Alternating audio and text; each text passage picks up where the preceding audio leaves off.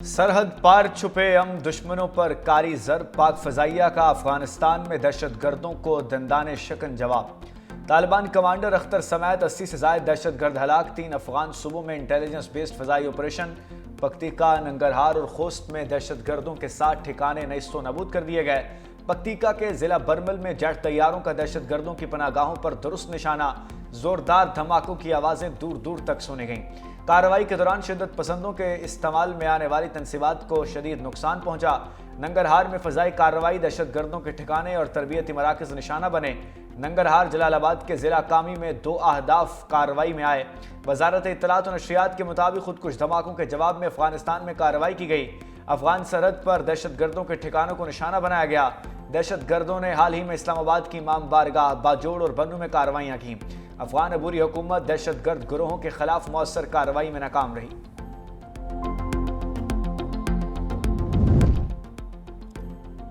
पाक फ़ज़ाइया ने अफगानिस्तान में दहशत गर्दों की कमर तोड़ दी। खुफिया इत्तलात पर नंगरहार, पक्तिका और खोस्त में तबाही की तफसीलात सामने आ गई। सिक्योरिटी ज़राए के मुताबिक फितना खारिज TTP के 7 मराकज़ को तबाह किया गया। नंगरहार में 2 मराकज़ सफ़े हस्ती से मिट गए। खोस्त में खारजी मौलवी अब्बास का मरकज़ आग की लपेट में आ गया। खारजी इस्लाम मरकज़, खारजी इब्राहिम मरकज़ भी तबाह हो गए।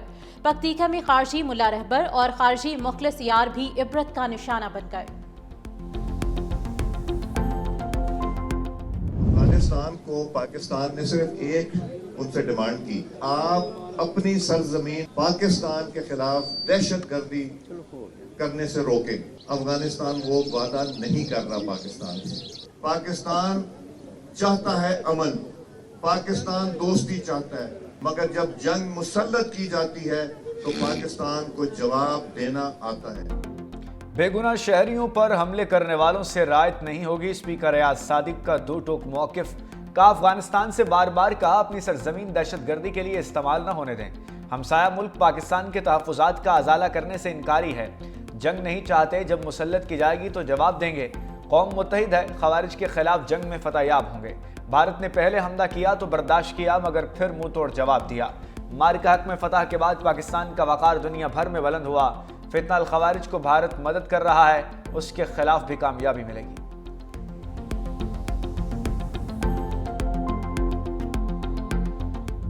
तारिक फजल चौधरी की सरहद पार बैठे दुश्मनों को वार्निंग। कहा, जो मैली आंख से देखेगा वो नेस्तो नाबूद कर दिया जाएगा। अपनी सरजमीन, अपने अवाम और अपने वक़ार पर कोई समझौता नहीं करते।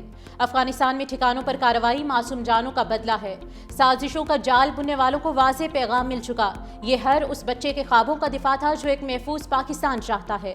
गवर्नर KP फैसल करीम कुंडी ने कहा कि आलमी फोरम ने माना कि अफगान सरजमीन दहशतगर्दी के लिए इस्तेमाल हो रही है। दोहा माहिदे में जमानत देने वालों को एक्शन लेना पड़ेगा।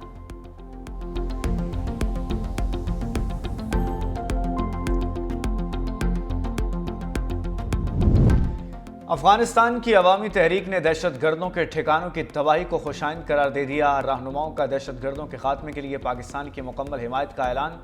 नेशनल रेजिस्टेंस फ्रंट के सीनियर रुकन अफजल अहमद मनावी ने कहा कि अफगान तालिबान एक जालिम गिरोह है, अब उनका खात्मा हो रहा है। खुदा की ज़मीन में जुल्म का ख़त्म होना एक अजीम नेमत है।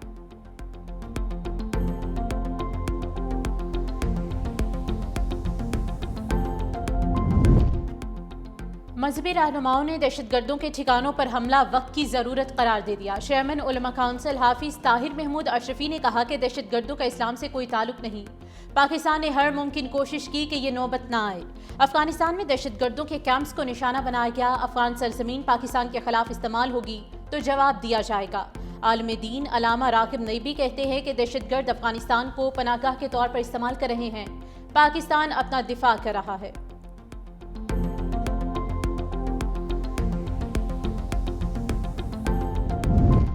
मुल्क भर में मुकीम गैर कानूनी अफगानियों के खिलाफ कार्रवाइयाँ तेज। रावलपिंडी, मरी, अटक चकवाल और जहलुम में सर्च ऑपरेशन। 16 गैर कानूनी अफगान शहरी गिरफ्तार।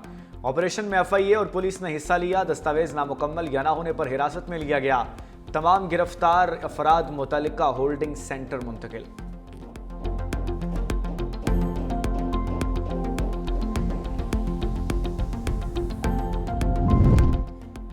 بھارتی فضائیہ کا تیسرا تیجس طیارہ منہ کے بل گر گیا۔ بھارتی میڈیا کے مطابق حادثہ ایئر بیس پر معمول کی تربیتی پرواز کے بعد لینڈنگ کے دوران پیش آیا۔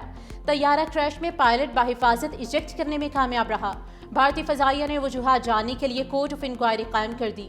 مارچ 2024 میں جیسلمیر کے قریب اور نومبر 2025 میں دبئی ایئر شو کے دوران بھی تیجس طیارے گر کر تباہ ہو چکے۔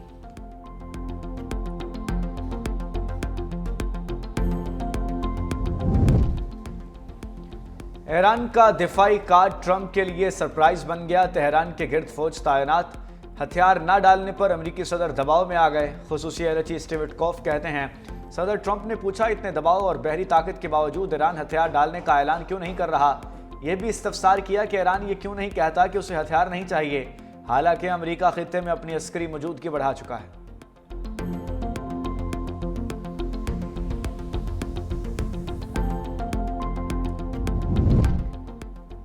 ممکنہ امریکی حملے سے نمٹنے کے لیے ایران تیاریاں کر رہا ہے۔ نیو یارک ٹائمز کا انکشاف لکھا، ایرانی سپریم لیڈر نے زیادہ تر اختیارات نیشنل سیکیورٹی کونسل کے سربراہ کو سونپ دیے۔ آیت اللہ خامنائی نے سیکرٹری علی لاریجانی پر مکمل اعتماد کا اظہار کیا۔ 4 سطحوں پر مشتمل اپنے جانشین بھی مقرر کر دیے۔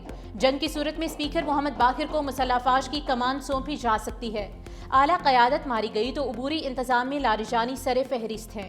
باقر، قالیباف اور سابق صدر حسن روحانی کا نام عبوری انتظام کے لیے زیر غور ہے۔ خلیج فارس کے ساحلوں پر میزائل بھی نصب کر دیے گئے۔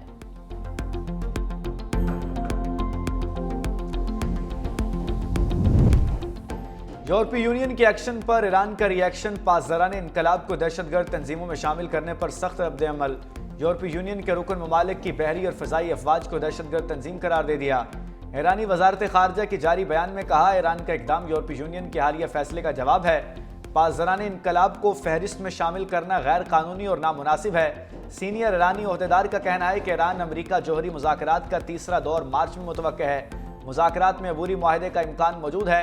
ایران این پی ٹی کے فریم ورک کے تحت یورینیم افزودگی کے حق کو تسلیم کرانے پر زور دے گا۔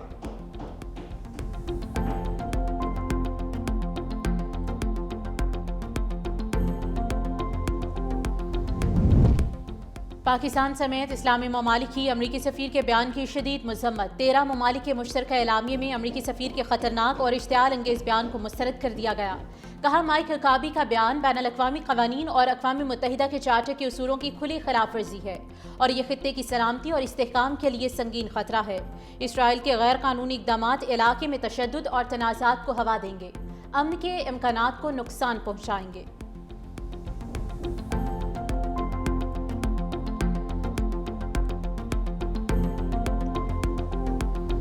پاکستان کے ایک اسمبلی میں پاکستان کے آئین کے خلاف ایک قرارداد منظور ہوئی ہے۔ پاکستان کے ایک صوبے نے اس طرح اپنے آپ کو بڑھتا ہے جیسے کہ وہ الگ کوئی ملک۔ یہ چیلنج کیا گیا ہے پاکستان کے آئین کو، پاکستان کو، پاکستان کے قانون کو، پاکستان کی ریاست کو۔ اور کون کر رہا ہے؟ 17-18 سال سے بلا شرکت غیر اس صوبے پہ حکومت کر رہے ہیں۔ کون کر رہا ہے؟ مسئلے کا حل ایم کیو ایم سمجھتی ہے مکالمہ ہے، دھمکیوں سے نہیں چلے گا۔ خالد مقبول صدیقی کی سندھ حکومت پر الزامات کی بارش، کراچی کو سندھ کا اٹوٹ حصہ قرار دینے والی قرارداد آئین کے مخالف قرار دے دی۔ کا پیپلز پارٹی نے یہ قرارداد کسی خوف کے سائے میں منظور کی۔ ایک صوبہ ایسا کرتا ہے جیسے وہ پاکستان کے آئین سے بالا تر ہے۔ مصنوعی اکثریت رکھنے والی جماعت نے صوبے پر قبضہ کر رکھا ہے۔ یہ کیسا انصاف ہے کہ 170 سیٹیں لینے والا جیل میں اور 80 سیٹیں لینے والا حکومت میں ہے۔ جماعت اسلامی اس قرارداد کی حمایت کرتے ہوئے شریک جرم ہے۔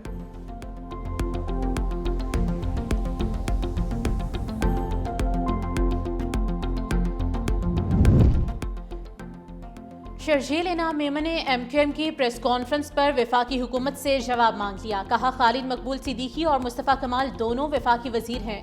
وفاقی وزراء کی حیثیت سے اس طرح کے بیانات کیا وفاقی حکومت کی پالیسی ہے؟ وفاقی حکومت وضاحت دے۔ 2 وفاقی وزیر مسلسل سندھ حکومت کے خلاف پروپیگنڈا اور سازش میں کیوں مصروف ہیں؟ گورنر ہاؤس آئینی منصب کی علامت ہے، اسے صوبائی حکومت کے خلاف سرگرمیوں کا مرکز نہیں بننا چاہیے۔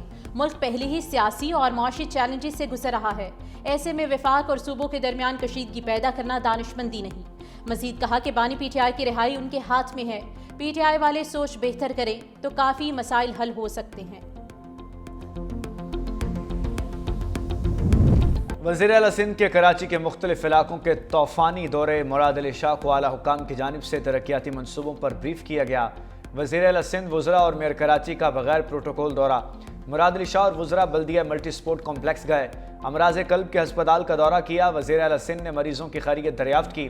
बल्दिया टाउन के बाद मुबारक विलेज का दौरा, सड़क के तामीरी काम का मुआयना किया।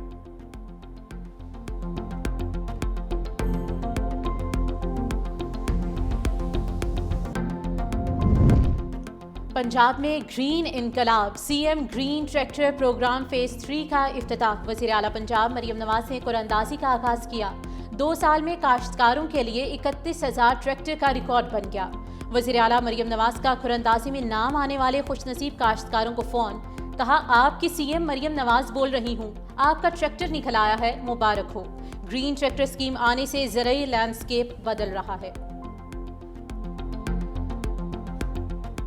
लोगों को आपने इस तरह के प्रोजेक्ट्स देने जिससे फ्यूचर में भी आसानी से जहाँ पे उन्होंने सफ़र करना है उन सफरी सहूलियात को बेहतर कर सकें। जो काम नहीं हो सका उसमें भी, या जो डिले हो सका उसमें भी कोई बदनीयती या सुस्त रवि नहीं थी, सिर्फ वो चैलेंजेस थे जिसको देखकर जो है उस पर फैसला करना था। हुकूमत सिंध जो है वो इस पूरे प्रोजेक्ट्स को जो है वो खुद सुपरवाइज कर रही है। रेड लाइन बीआरटी प्रोजेक्ट अगली नस्लों के काम आएगा। सीनियर वज़ीर सिंध शजील मेमन कहते हैं प्रोजेक्ट में ताख़ीर का मकसद बदनीयत ही नहीं, चैलेंजेस थे।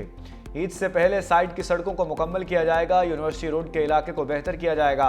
कराची में इस वक्त मेगा प्रोजेक्ट्स बड़ी तादाद में चल रहे हैं। पीपल्स पार्टी की हुकूमत ही तरक्याती कामों को पूरा करेगी। पाकिस्तान के हर मंसूबे की लागत महंगाई के हिसाब से बढ़ी है।